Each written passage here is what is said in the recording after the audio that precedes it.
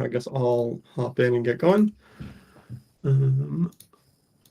So I'm going to show off user-based permissions for the MCP server. We've been getting more demand for this. So my demo is that I'm on my Gustav Omni co-user, and I only have the user's topic. And if I go to my users and I impersonate as my alternative user, you'll see that I should have different topics. So I have the events topics and the users topics. So I have two users with different topic access.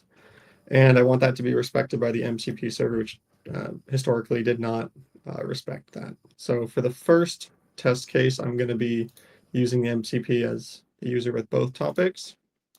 So if I say Omni, show me count of events, it's going to go and fetch the events topic and then go and get the total count of events. So let's just validate that. Yep, looks like it got the events topic. And then for the data, it's calling the events topic, asking for a count. It's going to run that query.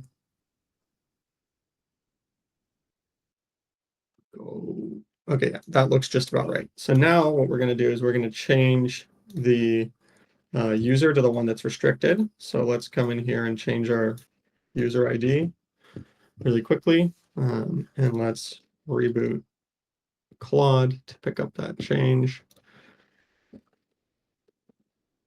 Show me a count of events. It's going to go and pick the topic. It's going to try to get event data, and it's going to come back with users because that's the only topic it has access to. And now it'll either do one of two things. It'll either show a count of users. Okay, in this case, it says like, I can't generate that query for you because there's no event data in the users table. So it's going to try again, and this time it just gave you a count of users.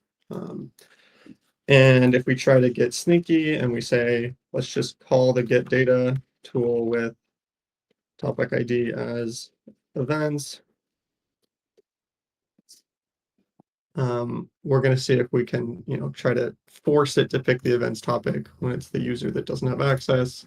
So it's calling the events topic, and it's going to say, I can't do that. Like that topic just doesn't exist for this user. So that's the demo. We have a lot of customers asking about using this in their embedded AI use cases.